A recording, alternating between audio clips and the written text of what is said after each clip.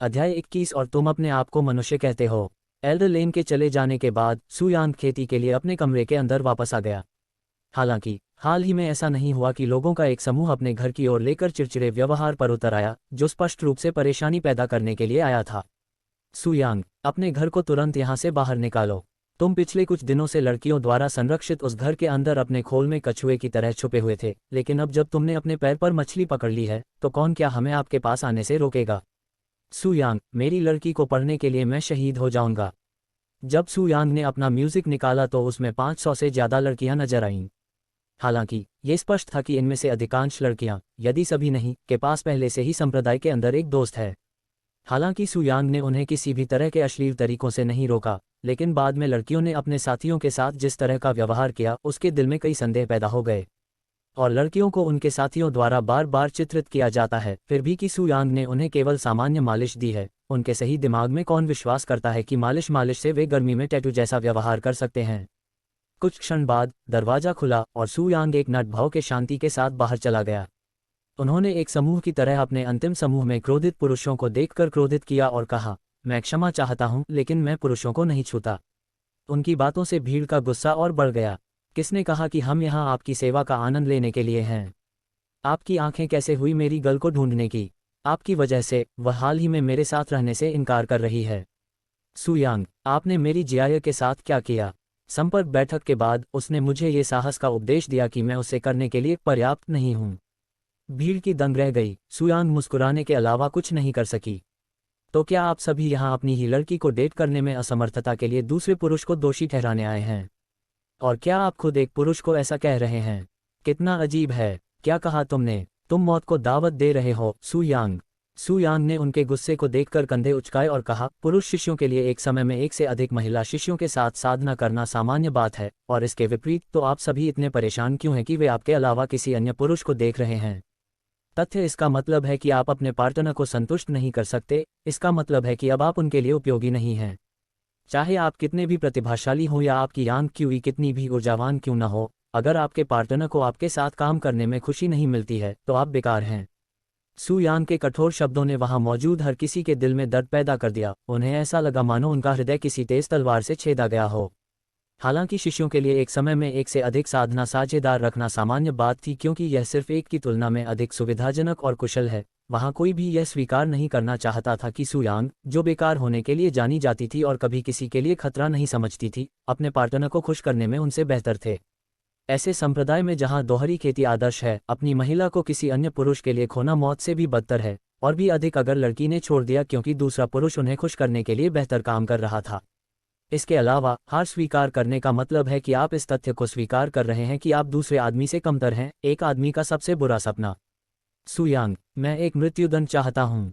मैं भी। भीड़ इतनी चिड़चिड़ी और अवाक थी कि वे मौत से मुकाबला करने की बात करने लगे, क्योंकि यही एकमात्र ऐसी चीज थी जिसके बारे में वे सोच सकते थे कि इससे आज उन्हें जो शर्मिंदगी झेलनी पड़ी है वह कम हो जाएगी। हम्फ, कच्ची ताकत के अलावा आप सभी विश्वास के साथ और क्या कह सकते हैं कि आप मेरे सामने श्रेष्ठ हैं?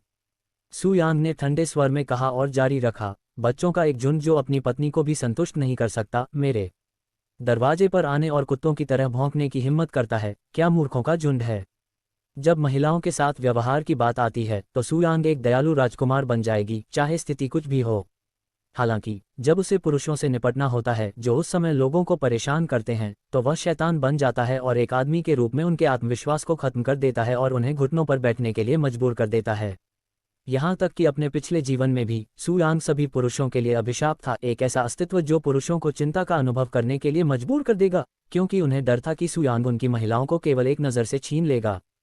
तुम में मुझसे लड़ने की हिम्मत नहीं है, और तुम अपने आप को एक आदमी कहते हो। यदि आपकी तकनीकें युद्ध के मैदान में काम नहीं करती तो आप वैसे ही बेकार हैं। सु यांग उनके शब्दों पर मुस्कुराए और कहा, 100 प्रीमियम अंक और मैं डेथ मैच के लिए मंच पर प्रवेश करूंगा। क्या आप चाहते हैं कि हम आपको लड़ने के लिए भुगतान करें? कितनी बेशर्मी है। सु यांग ने कंधे उचकाए, मैं एक व्यस्त व्यक्ति हूँ। यदि आप मेरा समय बर्बाद करना चाहते हैं तो आपको भुगतान करना होगा, ठीक वैसे ही जैसे आपके भागीदारों ने किया था जब वे आपके बजाय खुशी के लिए मुझसे संपर्क करते थे। उन्होंने मुस्कुराते हुए कहा, जिससे भीड़ गुस्से में फूट पड़ी।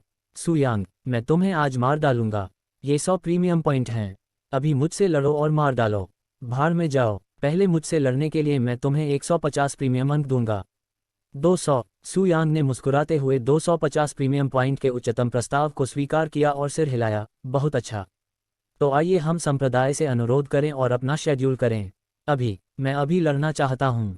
सू यांग ने अपना सिर हिलाया और कहा, मुझे संप्रदाय के एक बुजुर्ग ने पहले ही एक बार चेतावनी दी है। मंच पर कदम रखने से पहले हमें संप्रदाय से अनुमति लेनी होगी। तब तक हमारे डेथ मैच का इंतजार करना होगा। क्या? लेकिन आपने मेरा भुगतान पहले ही स्वीकार कर लिया है। ये और वह दो अलग चीजें हैं। सू यांग उग्र दृश्य पर केवल शांत भाव से मुस्कुराईं, क्योंकि संप्रदाय शिष्यों के बीच किसी भी लड़ाई को मना करता है जब तक कि संप्रदाय द्वारा आधिकारिक तौर पर अनुमोदित न हो। उसे चिंता नहीं थी कि वे कहीं से भी उस पर हमला कर सकते हैं। हालांकि भले ही उन्होंने ऐसा किया हो, उन्हें अपनी क्षमताओं पर भरोसा था। अपने पिछले जीवन में अनगिनत समान अनुभव वाले व्यक्ति के रूप में सू यांग इतना मूर्ख नहीं था कि अपनी जीत पर पूर्ण विश्वास किए बिना दूसरों को अपमानित कर सके। अपनी वर्तमान क्षमताओं और संसाधनों के साथ उन्हें विश्वास था कि वह सुरक्षित रह सकते हैं, भले ही संप्रदाय के प्रत्येक बाहरी शिष्य ने उनके दरवाजे पर दस्तक दी हो। अध्याय 22 death match. Morning would pagoda के अंदर, जहां संप्रदाय के अधिकांश प्रशासन को नुकसान पहुंचाया जाता है, सू यांग और बाहरी अदालत के शिष्यों का एक समूह एक व्यक्ति के सामने खड़ा था जिसे एल्डर जोऊ के नाम से जाना जाता था, जो बाहरी अदालत के कई बुजुर्गों के नाम से जाना जाता था में से एक था। शिष्यों के बीच सब्जी से संबंधित है। उद्धरण चिन्ह ... मुझे ये स्पष्ट करने दें, आप बाहरी अदालत के शिष्य सू यांग बाहरी अदालत के शिष्य दाई जेंग के साथ डेथमैच करना चाहते हैं। पिछली बार जब मैं जांच की थी तो आप तीसरे स्तर पर एक प्राथमिक क्षेत्र, क्या आप प्राथमिक क्षेत्र के निम्नतम स्तरों पर किसी से लड़ने के लिए सहमत हैं? क्या आप मूर्ख हैं या आप पागल हैं? बुजुर्ग जोऊ ने सू यांग को देखा। अजीब भाव। इस दुनिया में जब तक कोई आध्यात्मिक साधना में रुचि न हो या उसके पास कोई शक्तिशाली हथियार न हो, वह भी उच्च साधना आधार वाले दूसरे को हरा नहीं। पूरे दो शिष्यों की तो बात ही छोड़ दो। और एल्डर जोऊ की दृष्टि में सू यांग केवल एक बाहरी दरबारी के शिष्य थे जिनके हाथ की तकनीक में कुछ प्रतिभा थी, निश्चित रूप से कोई साधना प्रतिभा नहीं थी। आप न तो साहसी हैं और न ही आपके पास इतना शक्तिशाली हथियार होना चाहिए कि आप अपने से 2 स्तरों के ऊपर के व्यक्ति को दबा सकें, फिर भी आप उसे लड़ने का साहस कर रहे हैं। क्या आप मौत को दावत दे रहे हैं? बुजुर्ग जोऊ, यह उनकी पसंद है, मेरी नहीं। मैंने उन्हें जबरदस्ती नहीं बुलाया। ये कुछ ऐसा था जिसे उन्होंने अपने चेहरे पर मुस्कान के साथ स्वीकार कर लिया। दाई जेंग, परिभाषा बोली सबसे अधिक थी और जो सबसे पहले सू यांग से लड़ेगा। चिंता थी कि सू यांग इस बार उससे लड़ सकती है। एल्डर जोऊ के कठोर शब्दों के बावजूद सू यांग शांत रहे और उन्होंने कहा, एल्डर जोऊ सही कह रहे हैं, मैं न तो कोई साधना प्रतिभा हूं और न ही मेरे पास कोई शक्तिशाली हथियार है। हालांकि एक आदमी के रूप में क्या आप केवल इसलिए पीछे से लड़ेंगे कि आप अपने से अधिक साहित्यकारों का सामना कर रहे हैं? आपके गौरव को खतरे में डाल दिया गया है। उनके शब्दों के कारण एल्डर जोऊ की बरनें तन गईं और सभी ने आश्चर्यचकित होकर उत्तर दिया, नहीं, मैं ऐसा नहीं कहूँगा। ठीक है, तो फिर मुझे उसकी छूट का उपहार। बुजुर्ग जोऊ एक पल के लिए विचार करने के लिए चुप हो गए और उन्होंने कुछ सेकंड बाद कहा, यह आपके जीवन को खतरे में डालने वाला एक मौत का मैच है। कोई मामूली चोट नहीं है जहां आप केवल मामूली सलाह के साथ बच जाएं। एक बार जब आप उस मंच पर कदम रखते हैं तो दोनों में से कोई भी आपको तब तक जाने की अनुमति नहीं देता है जब तक इस दुनिया में केवल एक ही रहता है। बिना कुछ सोचे सू यांग ने सिर हिलाया। जब भी हम यहाँ हैं, हम यहाँ मौजूद सभी लोगों के लिए मेरे साथ डेथ मैच की योजना भी बना सकते हैं। उन्होंने वहाँ मौजूद सभी लोगों से नफरत करते हुए कहा। आपने अभी क्या कहा? आप यहाँ सभी के साथ मृत्युदंड चाहते हैं? एल्डर जोऊ ने बाहरी दरबार के शिष्यों को चमत्कारी भाव से देखा। इसीलिए उसने पीछा किया, है ना? सू यांग ने चकित भीड़ को देखते हुए देखा। सू यांग, ये कितना पतला है कि हमारा डेथ मैच शुरू होने से पहले ही किसी अन्य व्यक्ति से लड़ने का मौका मिलेगा। क्या तुम कह रही हो कि तुम्हारी जीत पर पूरा भरोसा है? सू यांग के शब्दों को सुनने के बाद दाई जेंग टूट गई। उन्हें ऐसा महसूस हुआ मानो सू यांग ने बिना किसी दया के उनके चेहरे को कुचल दिया हो। सू यांग ने अपने लाल चेहरे पर नजर डाली जिस पर नसें उभरती हुई दिखाई दी और आश्चर्यजनक अंदाज में कहा, और मुझे लगा कि मैं क्यों लड़ूंगा देर के लिए? तुम क्या मूर्ख हो? सू यनन। जैसे ही दाई जेंग ने सू यांग पर हमला करने से 1 सेकंड की दूरी तय की, एल्डर जोऊ को एक बार खांसी हुई जिससे तुरंत दाई जेंग को अपने कदम रोकने के लिए मजबूर होना पड़ा। तुम्हें क्या लगता है कि तुम क्यों हो, शिष्य दाई जेंग? एल्डर जोऊ के वैचारिक अलगाव ने दाई जेंग को ठिठका दिया। उनका नकारात्मक संबंध से वास्तविक संबंध रह रहा था। यह शिष्य अपनी सीमा का उल्लंघन करने के लिए एल्डर जोऊ से माफी मांगता है। दाई जेंग ने तत्काल सिर झुकाकर माफी छूट प्राप्त कर ली। बुजुर्ग जोऊ ने भरी और कहा, चूंकि आप दोनों इतने बुरे तरीके से अलग होना चाहते हैं, मैं आपकी इच्छा को स्वीकार करूंगा और व्यक्तिगत रूप से इस मौत की सजा दूंगा। दाई झेंग ने एक खिलखिलाती मुस्कान दिखाई और फिर से का झटका कहा, धन्यवाद एल्डर जो, इस शिष्य को अपना कर्ज चुकाने का अवसर देने के लिए। सू यांग ने कोल्ड स्वर में कहा कि दाई झेंग वास्तव में कितना विश्वास करती है कि वह हार जाएगी। उसने मूल रूप से अपने पुनर्जन्म के तुरंत बाद अपने हाथों को खून से लथपथ करने की योजना नहीं बनाई थी, खासकर जब उसे अभी भी शुद्ध यांग का फूल प्राप्त नहीं हुआ था। हालांकि सू यांग को अच्छी तरह से पता था कि अगर उसने आज इन लोगों को मना कर दिया तो वे निश्चित रूप से भविष्य में उसे फिर से परेशान करने लगेंगे, इसलिए जल्दी से सफाई करने का फैसला किया ताकि बाद में उसे इसके बारे में चिंता न हो करना पड़े। क्या आप यह मृत्युभोज कब कराना चाहते हैं? बुजुर्ग जोऊ ने पूछा। जितनी जल्दी हो सके, दाई झेंग ने सू यांग को खतरनाक नजरों से देखा हुआ कहा। तो फिर अभी कैसा रहेगा? मैं अभी तक फ्री हूँ। ये शिष्य इसका बहुत अभियंता है। शिष्य सू यांग, बुजुर्ग जोऊ ने अपनी ओर से पुष्टि की। सू यांग ने सिर हिलाया और कहा, मुझे अब इसे करने में कोई समस्या नहीं है। बहुत अच्छा, तो लाखों मंच पर उपलब्ध हैं। बुजुर्ग जोऊ ने सबसे पहले यात्रा शुरू की और रास्ता दिखाया। अरे देखो, यह एक आधिकारिक डेथ मैच है। क्या कौन लड़की रह रही है? जब छात्रों के आसपास मौजूद शिष्यों ने सू यांग और दाई झेंग को झील पर चढ़ाया तो वे मंच के पास से तेजी से बढ़े। एल्डर जोऊ इस डेथ मैच की झलक दिखा रहे हैं, इसलिए यह वास्तव में आधिकारिक है। वह दाई झेंग है। वह किससे लड़ रही है? वह सू यांग है। सू यांग का अपना आखिरी डेथ मैच के ठीक एक हफ्ते बाद एक और डेथ मैच है। शिष्य इस लड़ाई को देखने के लिए स्पष्ट रूप से उत्सुक थे, विशेष रूप से सू यांग यांगमिंग द्वारा अफवाह सुनने के बाद, जो प्राथमिक क्षेत्र के छठे स्तर पर था। क्या आप दोनों तैयार हैं? बुजुर्ग जोऊ ने मंच पर दोनों से पूछा। तैयार, दाई झेंग ने तलवारों को पकड़ लिया, उसकी सांस लेने का साधन बदल दिया गया। सू यांग अपने हाथों में स्टील की तलवारें लेकर खेलता था, इस लड़ाई के लिए उधार हथियार लिया गया था। शुरू करने से पहले मैं आपको एक कहानी बताना चाहता हूँ। एक प्रसिद्ध जनरल और एक किसान के बीच की कहानी का प्यार, उन्होंने वहां मौजूद सभी लोगों को हतप्रभ करते हुए विविधता से कहा। एक सामान्य दुष्ट और किसान के बीच की प्रेम कहानी। क्या तमाशा चल रहा है? ये डेथ मैच कब से कहानी देखने की जगह बन गई? आप किस बारे में बात कर रहे हैं? जल्दी करो और जल्दी लड़ो, दाई झेंग ने चिड़चिड़े और अधीर स्वर में कहा। उसके दांत सू यांग का खून देखने के लिए खुजली हो रही थी। हालांकि सुरा यांग ने उन्हें निर्णायक कर दिया और अपने चेहरे पर शांत भाव के साथ बात जारी रखी। अक्युग के दौरान, जब लोगों को एक आम दृश्य युद्ध माना जाता था, वहां एक अद्वितीय सुंदर महिला मौजूद थी, जो कुछ शक्तिशाली सेना की थी। जनरल ने कहा था कि हमारे प्राकृतिक महाद्वीपों को नष्ट करने के लिए काफी विनाश किया गया था और तलवारों के साथ उनकी प्रतिभा को धोखा दिया गया था। अध्याय 23 तलवार इरादा, उद्धरण चिन्ह ... कहा जाता है कि यहाँ के प्राकृतिक महाद्वीपों को नष्ट करने के लिए काफी विनाशकारी और तलवारों के साथ उनकी प्रतिभा को धोखा दिया गया था। कई सेनापति, राजा, यहाँ तक कि सम्राटों ने भी उनसे प्रेमालाप करने की कोशिश की, लेकिन अफसोस उनमें से कोई भी सफल नहीं हुआ, क्योंकि वह केवल ऐसे व्यक्ति की तलाश कर रही थी जो खुद से अधिक मजबूत था, जो उस युग के दौरान लगभग असंभव था। सू यांग की शांत आवाज और रिट्रीट गति से कहानी की आवाज ने तुरंत ही उस स्थान को शांत कर दिया। फिर वहां एक युवा दुष्ट किसान था जिससे प्यार हो गया था।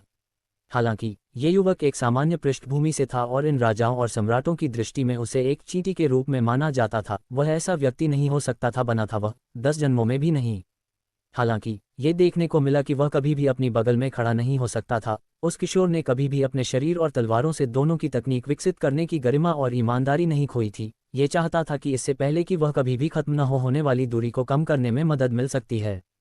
सू यांग ने इस बिंदु पर कहानी रोक दी और दाई झेंग को शांत किया, फिर भी प्रभावशाली दृष्टि से देखा। आपको क्या लगता है वह युवा का क्या हुआ?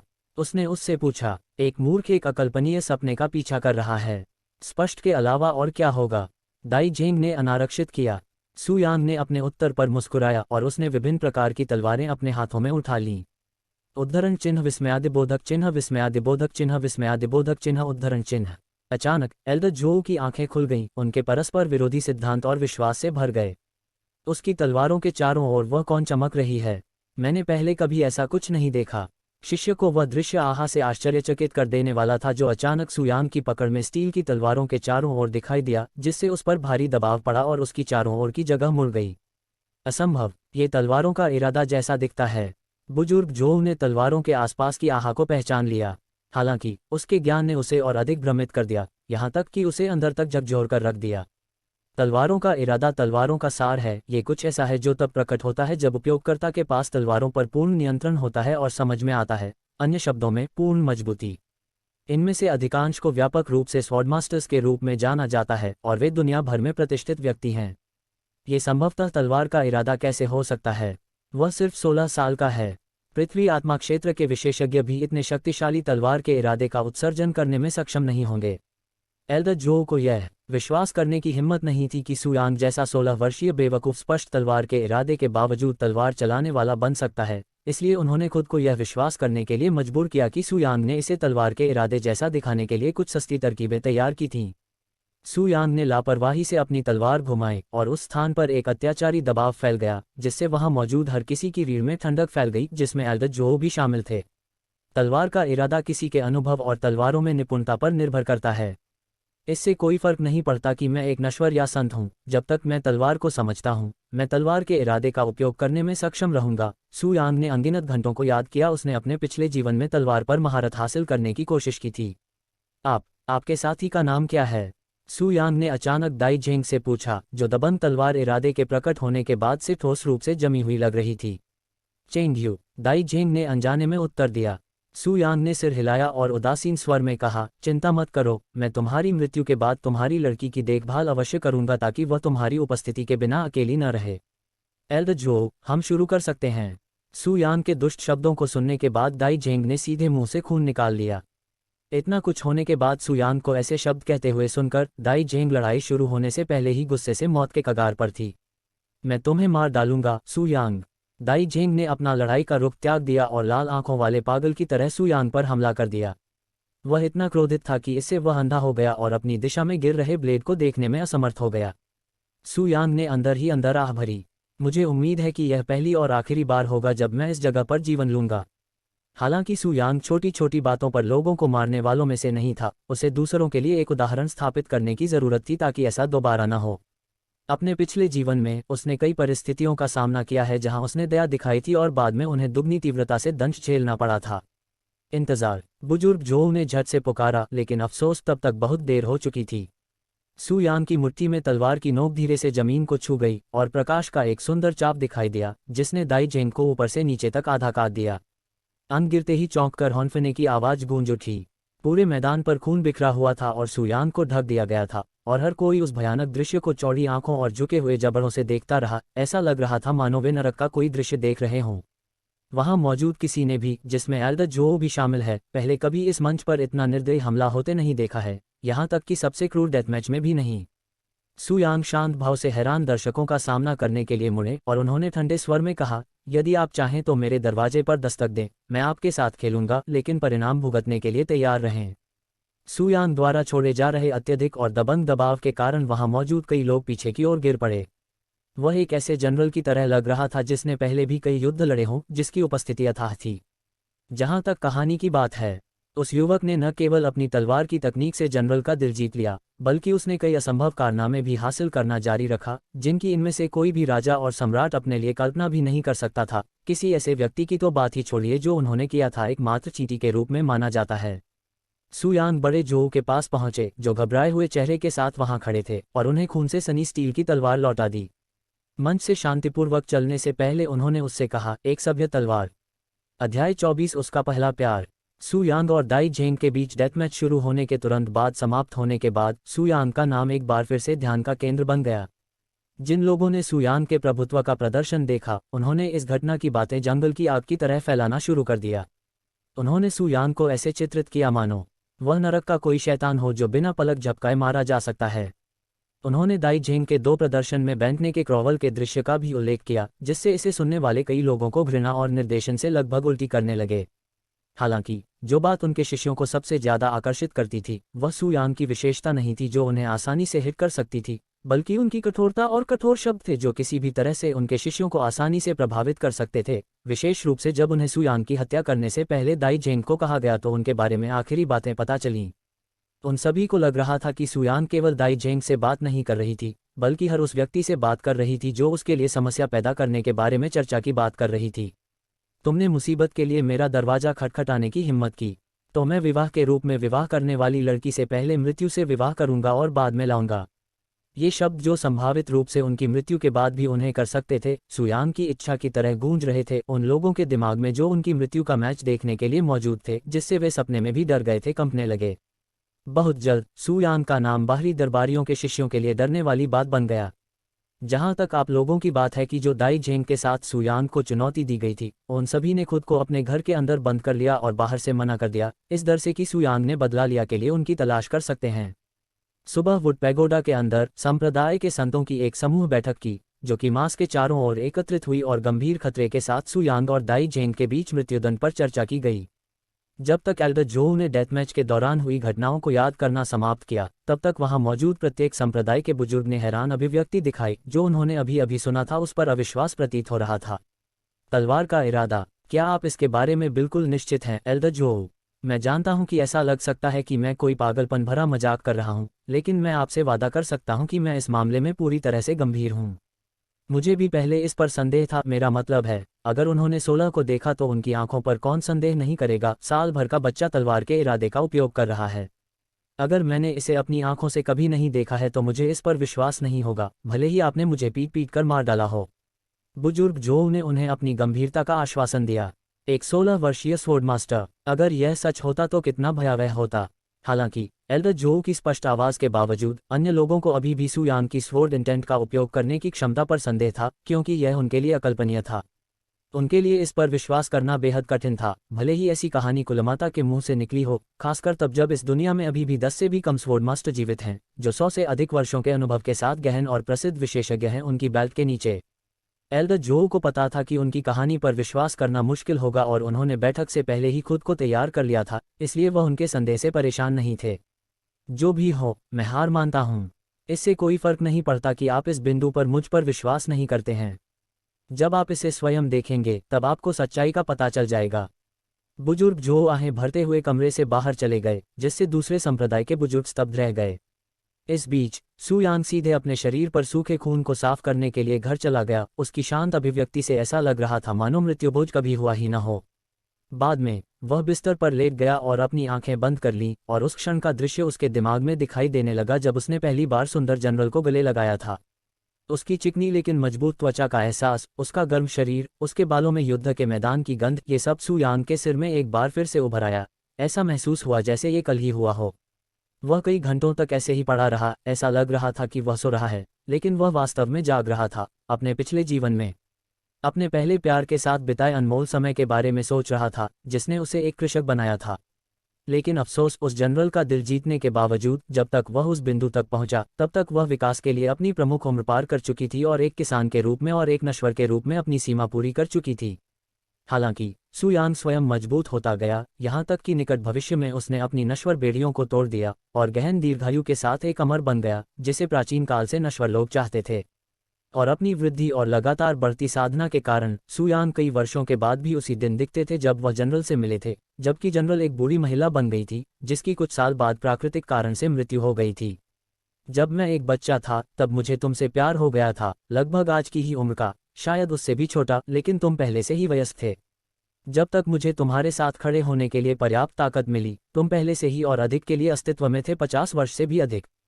फिर भी आप अभी भी उतनी ही सुंदर लग रही थी जितनी कई वर्ष पहले जब मैंने आपकी प्रतिभा को पहली बार देखा था, शायद उससे भी अधिक उज्ज्वल। उस युग के दौरान मेरा एकमात्र अफसोस मेरी शक्तिहीनता थी, स्वार्थी रूप से विकसित होने के बावजूद आपकी खेती के आधार का समर्थन करने में मेरी असमर्थता अपने आप से मजबूत। सुयांग ने उस पल को याद किया जब वह उसकी कब्र के सामने एक युवा व्यक्ति के रूप में खड़ा था जो उस दिन से अलग नहीं लग रहा था जब उसने पहली बार उसका हाथ पकड़ा था। आपकी मृत्यु के बाद जब मुझे वास्तव में अमर और नश्वर के बीच अंतर का एहसास हुआ और मैं एक कायब बन गया, एक कायब जिसे डर था कि वह एक दिन किसी अन्य नश्वर के साथ प्यार में पड़ सकता है और उसी दुख का अनुभव कर सकता है जैसा उसने आपके साथ किया था, इसलिए मैं नश्वर संसार छोड़ दिया, हजारों साल बाद केवल थोड़े समय के लिए वापस लौटे। सुयांग ने अचानक अपनी आंखें खोलीं और उसने सादे उबाऊ छत की ओर एक कड़वी मुस्कान दिखाई। मैं एक बार फिर नश्वर दुनिया में हूँ और वहाँ एक संप्रदाय का बुजुर्ग है जिसका आचरण आपके जैसा ही जिद्दी है। क्या ये भाग्य है या यह एक मजाक है जो स्वर्ग ने सिर्फ मेरे साथ खिलवाड़ करने के लिए बनाया है? वह बिस्तर छोड़कर खिड़कियों की ओर चला गया जहां उसने देखा कि एक युवा महिला उसके दरवाजे की ओर आ रही है।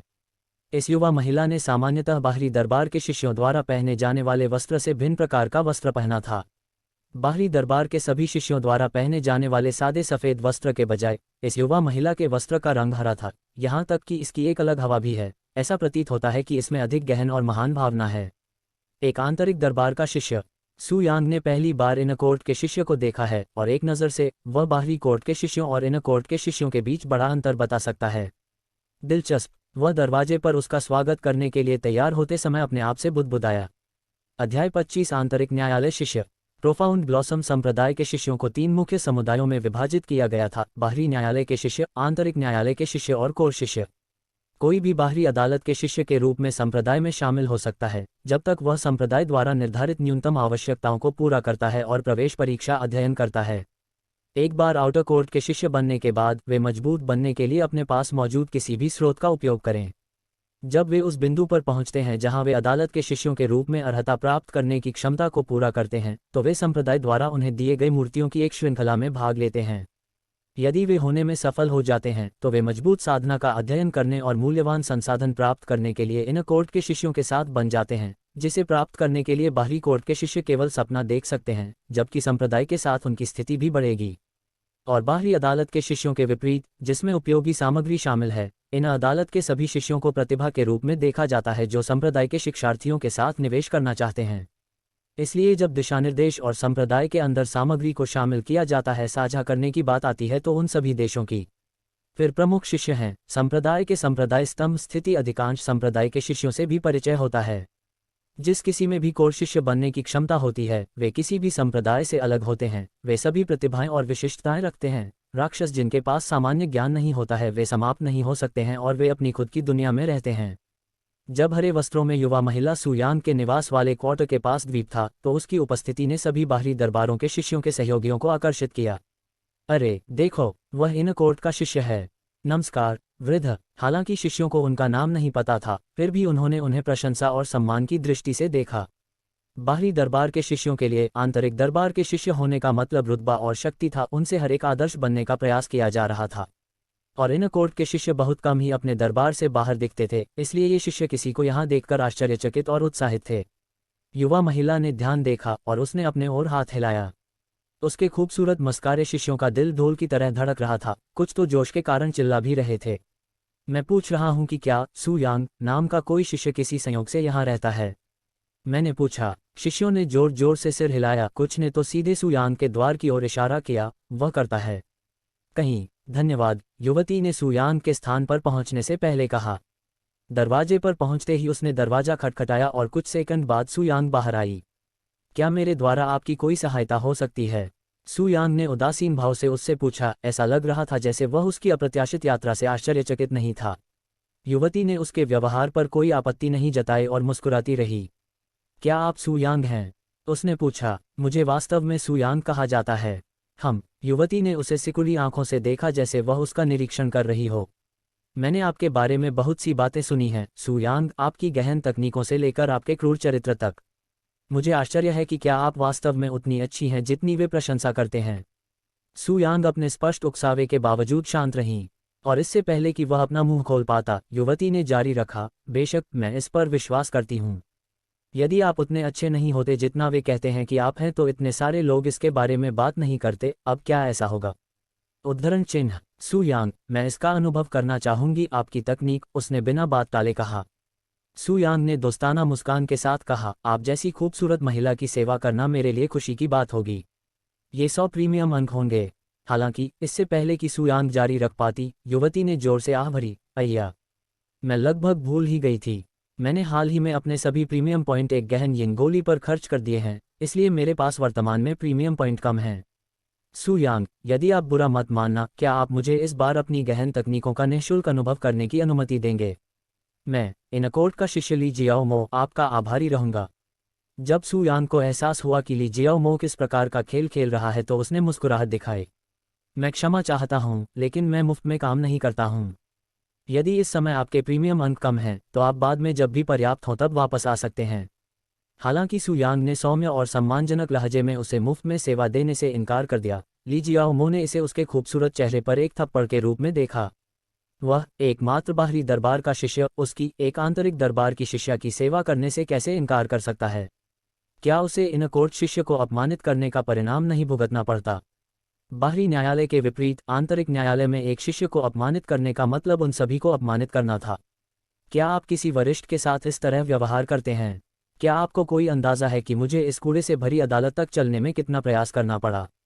या क्या मेरे जैसे आंतरिक अदालत के शिष्य की कृपा आपके प्रयास के लायक नहीं है? ली जियाओमो ने घृणित भौहें चढ़ाते हुए कहा। उसका भाव अचानक 180 हो गया। मेरे मुंह से निकला एक शब्द और पूरा आंतरिक दरबार तुम्हारा दुश्मन बन जाएगा। एक बार जब मैं इस जगह से घूमूंगा तो तुम आज के बाद शांतिपूर्ण जीवन जीने के बारे में भूल सकते हो। यह क्या होगा सु यांग? उद्धरण चिन्ह डॉट डॉट डॉट उद्धरण चिन्ह। सु यांग चुप हो गई, अवाक लग रही थी। ली जियाओमो ने उसकी चुप्पी को डर के रूप में देखा और मुस्कुराया। हालांकि आपका नाम बाहरी अदालत के शिष्यों को डरा सकता है, आप मेरी नज़र में एक चींटी के अलावा कुछ नहीं हैं।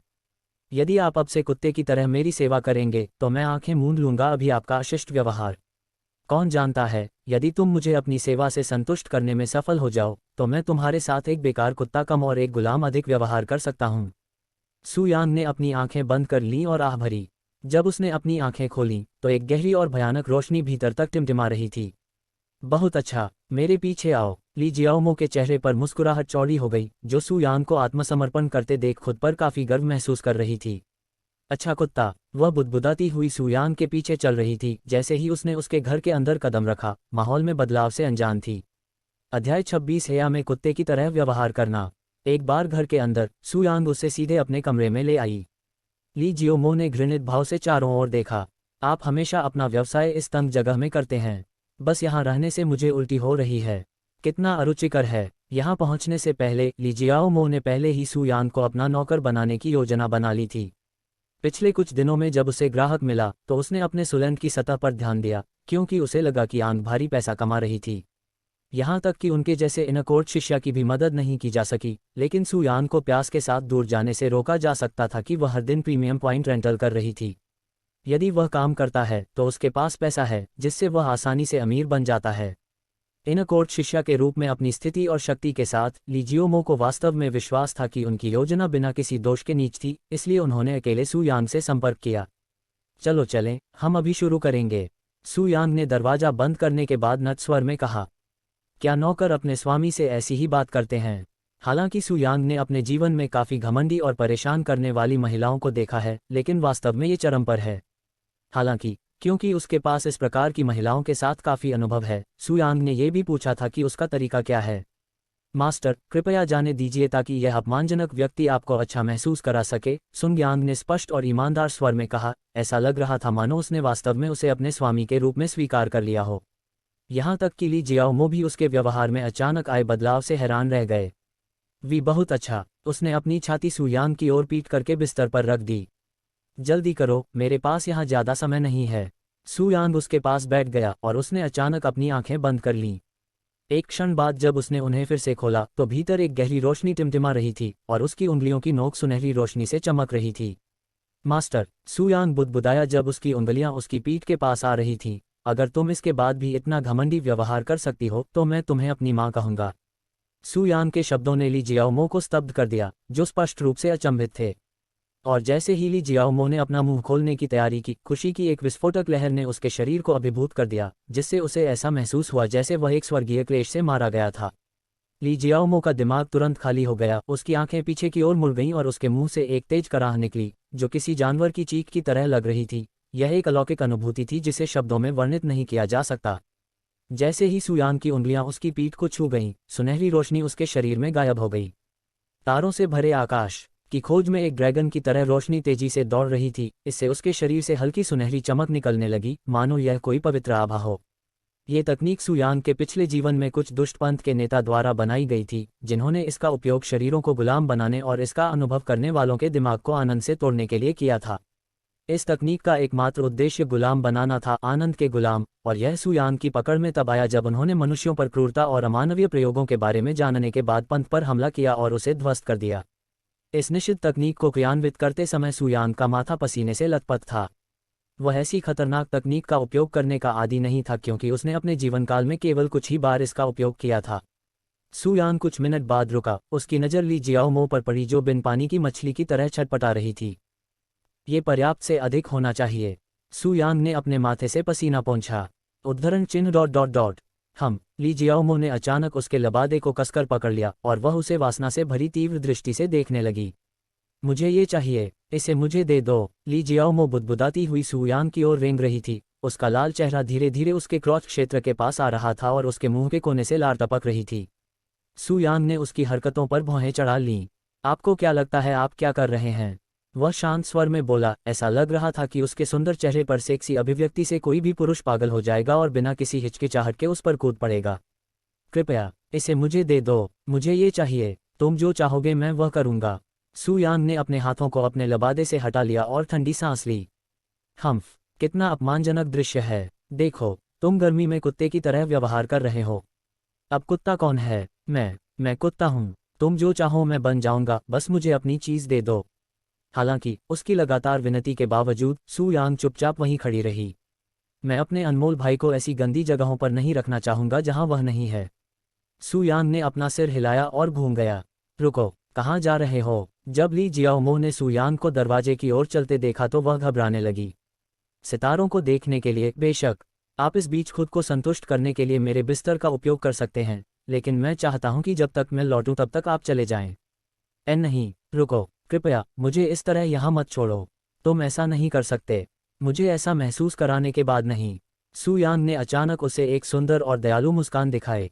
मैंने अभी अभी किया, उसने कमरे से बाहर निकलते हुए कहा। दरवाज़ा बंद हो गया। ली जियाओमो अकेला रह गया, स्तब्ध और भीगा हुआ। अध्याय 27 तकिए के पास जेड पर्ची। सुयांग ने अपने घर की छत से नेपोलियन को देखा। उसकी अभिव्यक्ति से उदासी झलक रही थी। उसे अपने पिछले जीवन में रात के आकाश में टिमटिमेट देखने के कई अवसर याद आ रहे थे। हालांकि उस दौरान वह अकेली नहीं थी बल्कि अपने साथियों के साथ थी। क्या चल रहा है? क्या वे अभी भी जीवित हैं? इस तरह के सवाल उनके मन में तब आते थे जब स्टॉस खुद का खुलासा करते थे। कब से भरा आकाश इतना विशाल हो गया? सुयांग ने अपनी आंखें बंद कर लीं। रात की हल्की हवा लंबी काले बालों को सहलाते हुए धीरे धीरे सो गई। आधी रात को जब सुयांग के कमरे के बगल का दरवाजा खुला और दो व्यक्ति बाहर चले गए। तुम हाल ही में इसे सामान्य से अधिक कठिन कर रही हो, क्या तुम ठीक हो? मेघजिया ने चिंतित स्वर में तांगहू से पूछा। ऐसा लग रहा था कि उसके मन में कुछ चल रहा है। तांगहू ने भूतहा से कहा, इसके बारे में चिंता मत करो, ये कुछ खास नहीं है। मुझे हाल ही में एक छोटी सी बीमारी महसूस हो रही है। आप बीमार हैं? क्या आप ठीक हैं? आप अभी तक दवा के लिए मदद के लिए क्या हॉल गए थे? मेरे पास ये कुछ भी नहीं है वास्तव में। तांगहू ने एक मोटी मुस्कान के साथ पुष्टि की। फिर भी वह अपने चेहरे पर झूठ बोलने के लिए अपने दिल में कड़वाहट महसूस कर रही थी। हालांकि उसने उसे अपने डॉक्टर को सुयांग के सामने प्रकट करने के लिए तैयार नहीं किया था। खराब कुछ भी हो तो फिर सब अच्छा है। मेंगजिया ने राहत की सांस ली और उसने अपने मुंह तांगहू के शिखर के करीब ले लिया। मुझे वास्तव में ये काफी पसंद है, शांति पता है। ऐसा लगता है जैसे मैं और के साथ खेती कर रही हूँ। यह एक है नया अनुभव है। मेंगजिया ने धीरे धीरे हंसी की, जिससे तांगहू के दिल में कड़वाहट और गहराई हो गई, जो तेज दर्द में बदल गई।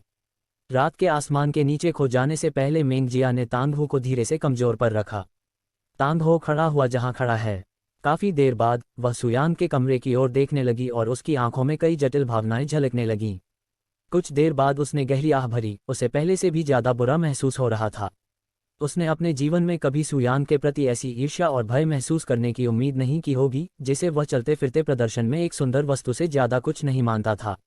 जब तांगहू पहली बार 1 साल पहले सुयांग से मिला तो उसे उसकी बेहतर शक्ल से ईर्ष्या हुई।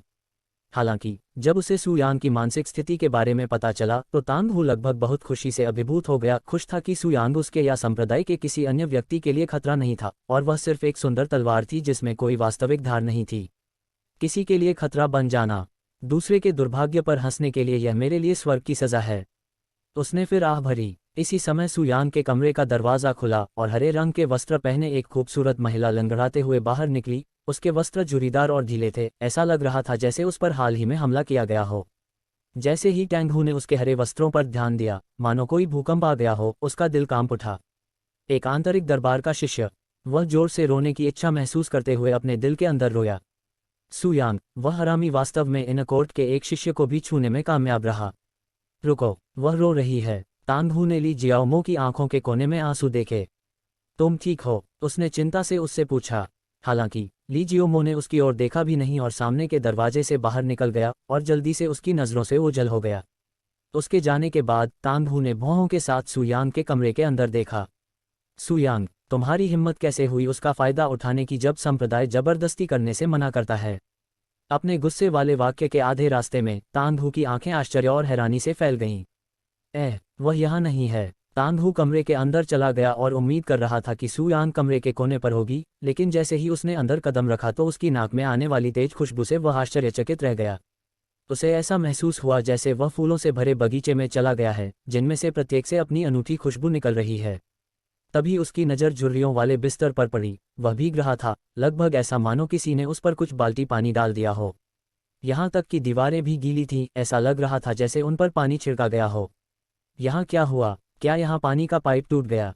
टैंगहू को अचानक इनकोर्ट की शिष्या की याद आ गई, जिसके जाते समय उसके चेहरे पर शर्मिंदगी के भाव थे, और इस संभावना पर उसके होश उड़ गए कि यह गड़बड़ी उसके कारण हुई थी। अकेली, हालांकि चूंकि वह इनकोर्ट की शिष्या थी, इसलिए तांदहू ने अपनी कल्पनाओं के अतिरेक में जाकर उसका बहुत अधिक अनादर करने का साहस नहीं किया। मुझे वास्तव में एक नए रूममेट के लिए अनुरोध करना चाहिए। ये सू यान बुरे प्रभाव के अलावा और कुछ नहीं है। बस उसके साथ एक ही घर में रहने से मुझे ऐसा महसूस होता है जैसे मेरा अस्तित्व धीरे धीरे खत्म हो रहा है। तांदहू ने आह भरते हुए कहा। वह अपना सामान पैक करने के लिए अपने कमरे में वापस चला गया। जैसे ही सूरज पर्वत श्रृंखला के पीछे से निकला, सू यान की आंखें खुल गईं। छत से कूदकर वह घर में वापस गया और सबसे पहले उसने देखा कि उसके कमरे का दरवाज़ा खुला हुआ था। जब वह अपने कमरे में गया तो वह विशिष्ट गंध देखकर अवाक रह गया, जो इतनी तेज थी कि उसकी नाक मुड़ने लगी। उसने वास्तव में मालिक के प्रति विनम्र हुए बिना इस कमरे का भरपूर उपयोग किया, है ना? वह मन ही मन बुदबुदाया। फिर उसने अपने तकिए के पास बैठे हुए जेड स्लिप को देखा। जब उन्होंने जेड स्लिप की सामग्री को देखा तो उन्हें अंदर एक नोट के साथ 2000 से अधिक प्रीमियम पॉइंट देखकर सुखद आश्चर्य हुआ। आप इतने अमीर थे, फिर भी आपको इस तरह से मेरा सामना करना पड़ा। सू यान ने आह भरी, यह महसूस करते हुए कि नश्वर लोगों के लिए उसकी समझ तेजी से गायब हो रही थी। सू यान ने जल्दी से ली जियाओमो द्वारा छोड़े गए नोट की सामग्री को देखा और इसे समाप्त करने के बाद वह मुस्कुराए बिना नहीं रह सका। कम से कम आप पूरी तरह से अनुचित नहीं हैं। नोट को नष्ट करने से पहले उसने जेड स्लिप से प्रीमियम पॉइंट्स को अपने पास रख लिया। आपका प्रस्ताव, मैं बिना विनम्र हुए इसे स्वीकार कर लूंगा। अध्याय 28 साधना के 5 चरण। दोहरी खेती। सू यान ने एक गहरी सांस छोड़ी, जिससे उनका सामने वाला चमचमाती धुंधला एक छोटा सा बादल बन गया। प्राथमिक आत्मा क्षेत्र 6ठा स्तर। यिन क्यूई इतना अधिक था कि मुझे उन्हें पूरी तरह से समझाने में लगभग आधा दिन लग गया। उस ली जियोमो लड़की ने कल रात वास्तव में खुद को थका दिया था। न केवल उनकी साधना का आधार, बल्कि उनके शरीर ने भी एक सफलता का अनुभव किया। एक प्राथमिक स्पिरिट बॉडी रिफाइनर के रूप में मध्य चरण तक पहुंच गया। इसमें यह भी उल्लेख किया गया है कि सू यान केवल एक सप्ताह पहले ही प्राथमिक आत्मा क्षेत्र के तीसरे स्तर पर थी। यदि लोगों को खेती के आधार में उनके थोक वृद्धि के बारे में पता चलता है तो यह निश्चित रूप से उन्हें अभी भी झटका देता है, क्योंकि प्राथमिक आत्मा क्षेत्र में क्रांतिकारियों के लिए एक भी सफलता प्राप्त करने के लिए आमतौर पर कई सप्ताह, यहाँ तक कि कई महीने भी लग गए थे। इस संसार में 5वीं साधना चरण मौजूद थे: प्राथमिक आत्मा क्षेत्र, गहन आत्मा क्षेत्र, सच्चा आत्मा क्षेत्र, पृथ्वी आत्मा क्षेत्र और आकाशीय आत्मा क्षेत्र। बाहरी न्यायालय के अधिकांश शिष्य प्राथमिक आत्मा क्षेत्र के अंदर थे, जबकि आंतरिक न्यायालय के अधिकांश शिष्य कम से कम गहन आत्मा क्षेत्र के अंदर थे।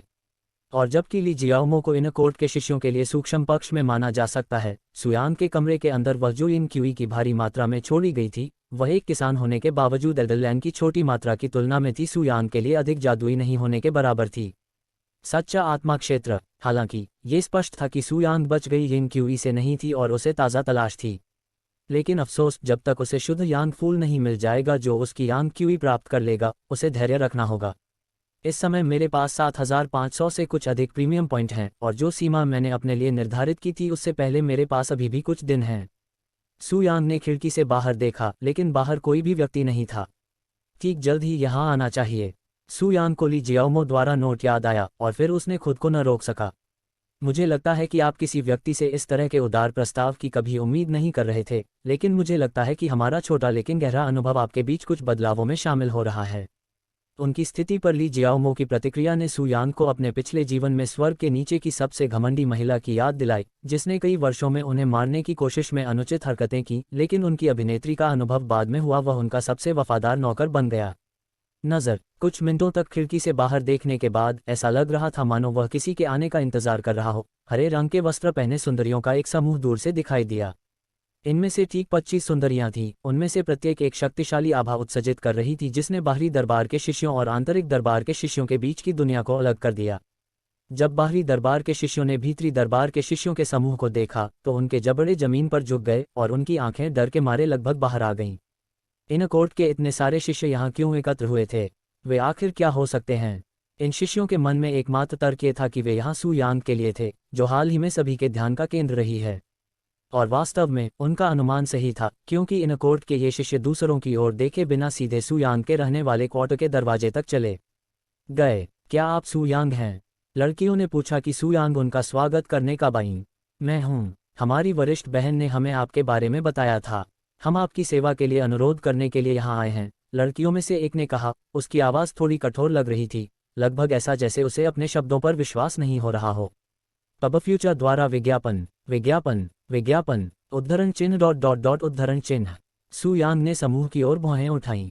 वह ली जियाओमो के साथ उनके रिश्ते पर संदेह करने से खुद को नहीं रोक सका। अगर मैं गलत हूं तो मैं पहले ही माफ़ी मांगता हूं, लेकिन क्या आप सभी ली जियाओमो के नौकर हैं? अगर कोई और भी उनकी बातें सुनने के लिए यहाँ होता तो वे निश्चित रूप से हंसते हंसते लोटपोट हो जाते।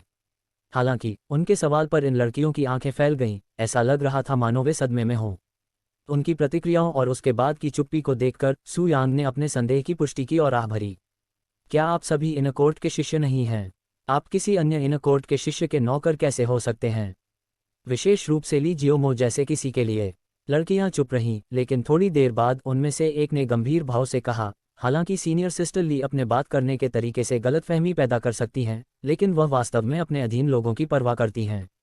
यदि यह सीनियर सिस्टर के लिए नहीं होता ली की परवाह, हम में से कोई भी आज इन हरे लिबादों में यहाँ नहीं होगा। ये सही है, तो तुम उसे बुरा कहने की हिम्मत मत करना, नहीं तो मैं व्यक्तिगत रूप से तुम्हारा ख्याल रखूंगा। सिर्फ गलतफहमी। सू यांग का उनके शब्दों से लगभग गला रुंध गया। ली जियाओमो का गंदा मुंह और अहंकार स्वयं बुद्ध को भी आसानी से क्रोधित कर सकता है। सू यांग ने अपना सिर हिलाया और कहा, आपका रिश्ता मेरे लिए कोई मायने नहीं रखता। मैं बस उत्सुक था क्योंकि उसने मुझे पहले ही बता दिया था कि वह अपने दोस्तों को आमंत्रित करेगी और आप में से कोई भी ऐसा प्रभाव नहीं छोड़ेगा। क्या यह इतना स्पष्ट है? उनमें से एक ने चिंतित स्वर में पूछा। उन्होंने कहा, नहीं, वास्तव में नहीं। मेरे पास इस तरह की चीज़ों के लिए सामान्य से अधिक तीव्र समझ है। वैसे भी, मेरे पीछे आओ। सू यांग बाहर से शांत लग रहा था, लेकिन वह अंदर से उत्साहित था। आज के बाद आखिरकार मेरे पास उस शुद्ध यांग फूल के लिए पर्याप्त प्रीमियम अंक होंगे। सू यांग लड़कियों को अपने घर ले गए, जहां उन्होंने एक एक करके उनका इलाज करना शुरू किया। अध्याय 29 अपंग माँ आहा टिल्ड और जोर से, इसे मेरे अंदर और अंदर तक चलाओ। सू यांग ने अपनी उंगलियां अपनी पीठ में थोड़ी सी उंगली से दबाईं और अपने मकान में रहने वाली लड़की ने संतुष्टि से भरी एक ताकतवर कराह निकाली जो कमरे के अंदर कई बार गूंजी। सू यांग ने धीरे धीरे अपने हाथ से अपनी पीठ को हटा दिया और खुद को दूर कर लिया। हमारा काम हो गया, उन्होंने लगातार थके हुए स्वर में कहा। शेष दिन उन 25 लड़कियों का इलाज करने के बाद, जिसमें ली जियाओमो ने अपने घर भेजा था, सू यांग को ऐसा महसूस हो रहा था मानो वह अभी अभी किसी शक्तिशाली जानवर से लड़ाई की हो। पहले इसके विपरीत, जब उन्हें अपनी तकनीक में कोई वास्तविक प्रयास करने की आवश्यकता नहीं थी क्योंकि बाहरी न्यायालय के शिष्यों के पास कम साधना आधार थे, सू यांग को इन न्यायालय के शिष्यों के पास उनके बेहतर साधना आधार के कारण अपने प्रोफेसर फाउंडेशन क्यूई का परिचय देना था। उपयोग करना। जिस तरह से सू यांग की तकनीक काम करती है, वह सिर्फ अपने ईश्वरीय क्षेत्र के कारण नहीं है, बल्कि यह भी है कि वह अपनी गहरी क्यूई का उपयोग उन स्थानों पर मालिश करने के लिए कैसे करती है जिसमें वे शारीरिक रूप से नहीं छूते हैं कर सकते हैं। इसलिए लड़कियों को अपने पूरे शरीर में आनंद का एहसास होता है, भले ही उनकी सबसे गहरी जगह हो, सू यांग ने थूक दिया था। और यदि लड़कियों का साधना आधार बेहतर है तो उन्हें अपनी प्रोफाउंड क्यूई का उपयोग करना होगा, क्योंकि उनके उन्नत प्रोफाउंड क्यूई के साथ उनके शरीर का पता लगाना और अधिक कठिन होगा। सू यांग, उसकी चमकदार पर मौजूद लड़की ने उसे कॉला में अचानक मोटी दिखने वाली आवाज़ दी, आपका दोस्त स्वर्ग की सबसे आनंदित लड़की होगी। मुझे प्यास हो रही है। वह भरी हुई है। उद्धरण चिन्ह ... उद्धरण चिन्ह। सू यांग ने कड़वी मुस्कान पर अपने शब्द कहे। मेरे दोस्त हो। जबकि पिछले जन्म में उसका हर दोस्त निश्चित रूप से तब खुश था जब वह अपने जीवन में था, ऐसा नहीं था कि उन्हें कोई दुख नहीं था। दरअसल सू यांग से मुलाकात के बाद उन्हें सबसे ज़्यादा खुशी से ज़्यादा दुख का अनुभव हुआ होगा। क्या आप नहीं जानते, अभी मेरा कोई दोस्त नहीं है, सू यांग ने इन कोर्ट की शिष्या से कहा कि वह प्रतिस्पर्धा कर रही है। क्या आपका कोई दोस्त नहीं है? लड़कियां कहती हैं कि आपकी इतनी क्षमता के साथ, मुझे आश्चर्य नहीं होगा अगर आपके दोस्त के रूप में बाहरी अदालत की हर महिला शिष्या हो। सू यांग नाम केवल बाहरी दरबारों के शिष्यों के बीच लोकप्रिय था, इसलिए आंतरिक दरबारों के शिष्यों के संप्रदाय के अंदर सू यांग की पृष्ठभूमि के बारे में कोई जानकारी नहीं थी। मुख्य दस्तावेजों को शामिल करना संभव नहीं है, लेकिन अगर मैं उनके साथ खेती करने में असमर्थ हूं तो मेरा क्या फ़ायदा? तुम्हारा इसका क्या मतलब है? इनकोर्ट के शिष्य ने पूछे हैरान कर देने वाले सवाल। सू यांग ने अपने क्रॉच क्षेत्र की ओर इशारा किया और मुस्कुराया, यह अपंग है। जैसे ही सू यांग ने अपने छोटे भाई के अपंग होने की सच्चाई बताई, इनकोर्ट के शिष्यों का जबड़ा स्टूडियो से बाहर आ गया। जबकि बाहरी अदालत में यह व्यापक रूप से ज्ञात था कि सू यांग वहां अपंग हो गई थी, ये वास्तव में कभी भी सच साबित नहीं हुआ। तुम अपंग हो? इनकोर्ट के शिष्यों को इस पर विश्वास नहीं हो सका। उसे यह विश्वास करने की हिम्मत नहीं हुई कि सू यांग जैसे अनमोल व्यक्ति में ऐसी खामी होगी। इसके अलावा ये एक ऐसा दोष है जिसे पुरुषों का सबसे बुरा सपना माना जा सकता है। संभवतः स्वर्ग सू यांग की स्वर्ग विरोधी प्रतिभा से चाहत थी, इसलिए उन्होंने उसे केवल दस्तावेजों को महत्व देने की अनुमति दी, लेकिन खुद को नहीं। इनकोर्ट शिष्य को न सिर्फ सू यांग के लिए बल्कि इस दुनिया की हर महिला का दिल टूट गया। लेकिन अगर आप साधना नहीं कर सकते तो आप अभी भी इस संप्रदाय में क्यों हैं? सामान्य संप्रदाय के विपरीत जहां कोई फर्क नहीं पड़ता, वहां अपंग होने का मतलब यह है कि आप इस संप्रदाय में कोई काम नहीं करते जहां खेती का मतलब है हाय सब कुछ है। इनकोर्ट के शिष्य पर उस पर संदेह था। सू यांग ने कंधे उचकाए। कौन जानता है कि संप्रदाय क्या सोच रहा है, लेकिन मैं कभी परेशान नहीं हुआ। किसने सोचा होगा कि ऐसा आदमी होगा? अया, ये दुनिया के लिए बहुत बड़ी मुसीबत है, अंदर के दरबारी शिष्यों ने जोर से कहा। एक पल की शैली के बाद उन्होंने अचानक कहा, चिंता मत करो सू यांग। भले ही तुम अपंग हो और खेती नहीं कर सकते, मुझे दोस्त बनाया में कोई दोस्त नहीं होगा। सू यांग ने अपने प्रस्ताव पर मुस्कुराया, लेकिन उसने बिना अपना सिर हिलाया। मैं अभी भी अपंग हो सकता हूं, लेकिन ये हमेशा के लिए लाभदायक होने के बारे में कहा जाता है। उसकी बात सुनकर लड़की की धार फूट गई, वह अवाक लग रही थी। वह फिर एक क्षण बाद नामात्र और आर्द्र शब्दावली, फिर यदि तुम ठीक हो जाओ तो चलो किसी दिन एक साथ सामूहिक खेती करें, ठीक है? सू यांग ने हंसते हुए कहा, वहां एक कतर होगी, हथियार पता है।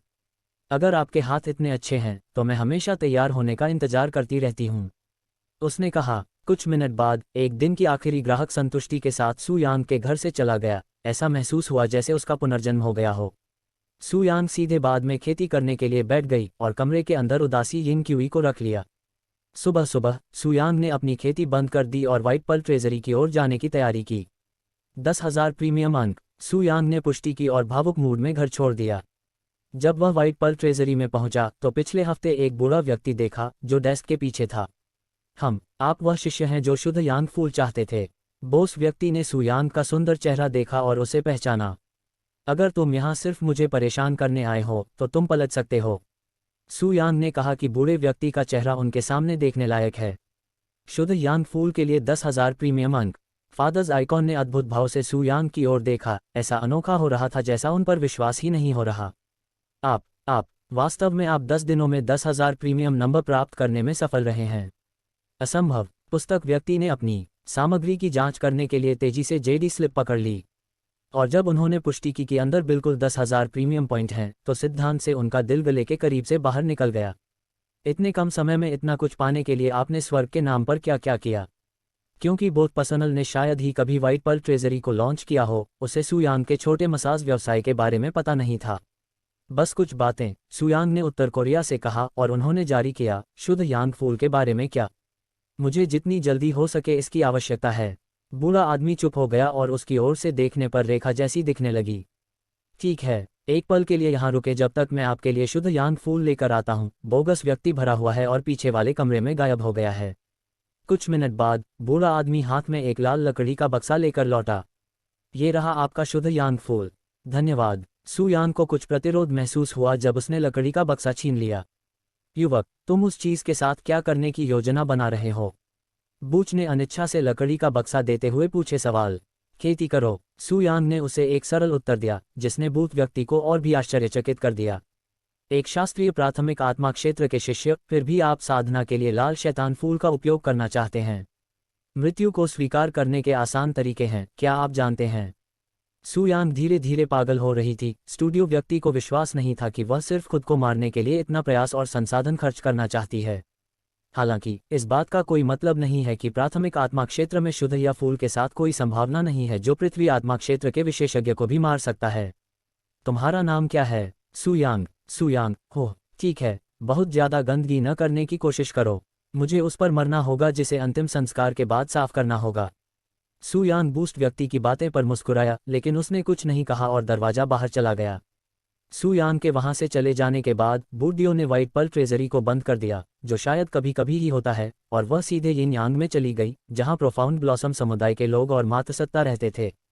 अध्याय 30 एक साथी की तलाश। सू यांग के घर आने के बाद उन्होंने अपने दरवाजे के बाहर एक संकेत देने की घोषणा की कि वह कुछ दिनों के लिए बंद खेती में रहेंगे। अपने कमरे के अंदर सू यांग ने लाल लकड़ी का बक्सा खोला और उसके चेहरे पर गर्मी की एक लहर दिखाई दी। ऐसा महसूस हुआ जैसे वह एक गर्म रेगिस्तान में थी। लाल लकड़ी के नाखून के अंदर एक फूल था जो सिर से तीसरे की नोक तक लाल था। वह लाल रंग की झलक दिखा रही थी। ऐसा अनोखा हो रहा था कि वह जीवित है और सांस ले रही है। क्या निम्नतम मानवता वाले शुद्ध यांग फूल के लिए 10,000 प्रीमियम के ये स्पष्ट रूप से एक प्लेसमेंट है। एक बार जब सू यांग ने असली शुद्ध यांग फूल को देखा तो वह भारी थी। इसकी शाइनिंग ने क्वालिटी बताई, क्योंकि यह हल्की गहरी लाल शाइनिंग होगी जो कि बहुत ही बेहतर होगी। हालांकि शुद्ध यांग फूल की गुणवत्ता से वह निराश थी, लेकिन सू यांग की याचिका दायर करने या नखचाचा होने की स्थिति में नहीं थी। सू यांग ने वुड के अनसुलझा से शुद्ध यांग फूल आउट किया और ऐसा महसूस हुआ जैसे वह एक हॉट रॉक पकड़ रखती है जो पूरे दिन से घर में धूप में रहती है। फिर उसने इसे ग्राइंडर में रखा और शुद्ध यांग फूल से पीसकर पाउडर बनाना शुरू कर दिया। और पाउडर में लगाने के बाद भी शुद्ध यांग फूल अभी भी लाल चमक रहा था। ठीक होने के बाद सू यांग ने पाउडर को गौर कर देखा। ऐसा लग रहा था जैसे वह अचंभित हो गई हो। दिव्य शरीर शोधन शास्त्र, मुझे बिना किसी समस्या के शुद्ध यांग फूल के शक्तिशाली गहन क्यू को लेने की आवश्यकता है। हालांकि प्राकृतिक रूप से जाना जाना चाहिए। सू यांग ने इस पल में यह भारी है। हालांकि वह प्रोफाउंड क्यूई से निपट सकता था और शुद्ध यांग फूल का सेवन करते समय विस्फोट से नहीं मर सकता था, लेकिन अगर ठीक से नहीं निपटा गया तो इसके दुष्प्रभाव निश्चित रूप से परेशान करने वाले होंगे। सू यांग ने जब से इसे प्राप्त करने के बारे में सोचा तब से वह इन दुष्प्रभावों से राहत पाने के लिए सबसे अच्छे उम्मीदवार पर विचार कर रहे थे, लेकिन अफसोस एक भी व्यक्ति उनके दिमाग में नहीं आया। एक बार जब मैं शुद्ध यांग फूल का उपभोग कर लूंगा तो न केवल मेरी खेती का आधार बढ़ेगा, बल्कि मेरी चीज भी नीचे गिर जाएगी, और जब तक मैं इसे किसी और के साथ मुक्त नहीं कर दूंगा तब तक इसे आराम नहीं मिलेगा। अया, मुझे इस स्थान पर क्यों आना पड़ा नश्वर? यहाँ मेरी वास्तविक उम्र का एक छोटा सा अंश भी किसी को ढूंढना मूल रूप से असंभव है। जबकि सू यांग ऐसा व्यक्ति नहीं था जो अपने पिछले जीवन में अपने साथी की उम्र जैसी किसी चीज को परेशान होने देता। ऐसा इसलिए था क्योंकि उसके आसपास हर कोई या तो अमर था या शक्तिशाली कृषक था जो पहले से ही हजारों साल पहले ही जीवित था। और जबकि कृषकों की दृष्टि में किसी की उम्र का कोई महत्व नहीं है, फिर भी नैतिक रूप से सम्मान की एक सीमा थी। यहाँ सबसे अधिक उम्र की कुलमाता होने की संभावना है, लेकिन फिर भी वह अधिकतम 200 वर्ष की होगी। कुलमाता के रूप में उसकी स्थिति का तो जिक्र ही नहीं किया जा रहा है। उसके करीब पहुंचना ही काफी कठिन होगा, उसके साथ खेती करना तो दूर की बात है। उसकी कई मिनट बाद सू यांग ने एक उपयुक्त साथी ढूंढने की कोशिश करना छोड़ दिया, क्योंकि उसके जैसे कमजोर व्यक्ति के पास इस नश्वर दुनिया में कोई वास्तविक विकल्प नहीं था। यदि वह इसे नहीं सोचता है और इस संप्रदाय में नश्वर लोगों के साथ खेती नहीं करता है, तो वह अमर दुनिया में लौटने के बारे में भूल सकता है। अपने प्रेमियों के साथ पुनर्मिलन तो दूर की बात है, जो कि और भी ऊंचे स्थान पर हैं। अपने दिल को मजबूत करने के बाद सू यांग ने शुद्ध यांग फूल पैक किया और अपने लिए एक साथी ढूंढने के लिए अपना घर छोड़ दिया। इसमें कोई संदेह नहीं कि साथी ढूंढते समय सू यांग के दिमाग में जो पहला व्यक्ति आया वह एल्डरलैन था, जिसने उसे उसके पहले प्यार की याद दिला दी। मेडिसिन हॉल में पहुंचने के बाद सू यांग ने तुरंत सभी का ध्यान आकर्षित किया। सू यांग, तुम यहाँ क्या कर रहे हो? सू यांग यहाँ है। वहाँ काम कर रहे शिष्य आंखों में टिमटिमाती रोशनी लेकर उनके पास दौड़े। इसे बीते एक अरसा हो गया है। सू यांग ने बहनों के उस समूह का अभिवादन किया जिसने एल्डरलैन द्वारा धोखे से उनके पास आने के बाद उनका नाम फैलाने में उनकी बहुत मदद की। यू यान, जुवान जिंगलिन, जिया बियू, वे सभी वहाँ थे। आप यहाँ क्या कर रहे हैं? क्या आपको किसी चीज़ में मदद की ज़रूरत है? मैं आपकी मदद कर सकता हूँ। बहन में सबसे छोटी यू यान ने लाल चेहरे के साथ कहा। उस दिन के बारे में वह अभी भी शर्मिंदा है। नहीं, मैं एल्डरलैन की तलाश कर रहा हूँ मास्टर। वह ऊपर है, लेकिन उसने कहा कि वह किसी बड़े कार्यक्रम की तैयारी कर रही थी और उसे परेशान नहीं किया जा सकता। सू यांग ने उसकी बातों पर भौहें चढ़ा लीं। क्या उसने मेरे मजाक को गंभीरता से लिया? उसे आश्चर्य हुआ। क्या आपको कोई आपत्ति है अगर मैं उससे मिलूं? मेरे पास जरूरी मामले हैं जिनमें देरी नहीं की जा सकती, सू यांग ने एक सुंदर मुस्कान के साथ कहा, जिससे लड़कियों के लिए मना करना मुश्किल हो गया। लेकिन लड़कियां परेशान भाव से एक दूसरे की ओर देखने लगीं। इसी समय उनके पीछे से खांसी की आवाज गूंजी। आप सभी प्रवेश द्वार पर भीड़ लगाकर क्या कर रहे हैं? एल्डरलैन ने सीढ़ियों से नीचे आते हुए कहा। और क्योंकि सू यांग लड़कियों से घिरा हुआ था, एल्डरलैन उसका चेहरा स्पष्ट रूप से नहीं देख पा रहा था। मास्टर, सुयांग आपका स्वागत करने के लिए यहाँ है। सुयांग, अपना नाम सुनने के बाद एल्डर लैन लगभग लड़खड़ा गए और आखिरी कुछ सीढ़ियों पर गिर पड़े। वह यहाँ क्यों था? वह उसके स्थान की ओर जाने ही वाली थी। सुयांग उसे अपना सुंदर चेहरा दिखाते हुए आगे बढ़ा। प्रणाम, एल्डर लैन, उसने सिर झुकाकर उसका स्वागत किया। मैं यहाँ आपसे बात करने के लिए आया हूँ, उन्होंने ठीक बात कहा।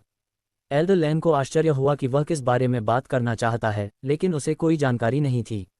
उद्धरण चिन्ह डॉट डॉट डॉट। चलो ऊपर बात करते हैं, उसने कुछ पल की चुप्पी के बाद कहा। सुयांग ने सिर हिलाया, लेकिन उसके पीछे जाने से पहले उसने लड़कियों के समूह से धीमी, आकर्षक आवाज में कहा, अगली बार जब मैं यहाँ वापस आऊँगा तो ये तुम लड़कियों के लिए होगा, क्योंकि मैं खेती करने के लिए भागीदारों की तलाश कर रहा हूँ। उसके अचानक कहे गए शब्दों ने वहां मौजूद सभी लोगों को स्तब्ध कर दिया। उनकी खूबसूरत आंखें चौड़ी थीं और उनके जबड़े खुले हुए थे, ऐसा लग रहा था मानो उन्होंने पहली बार मुर्गे की बातचीत देखी हो। सुयांग मुस्कुराते हुए पीछे मुड़ी और एल्डर लैन के पीछे पीछे ऊपर चली गई।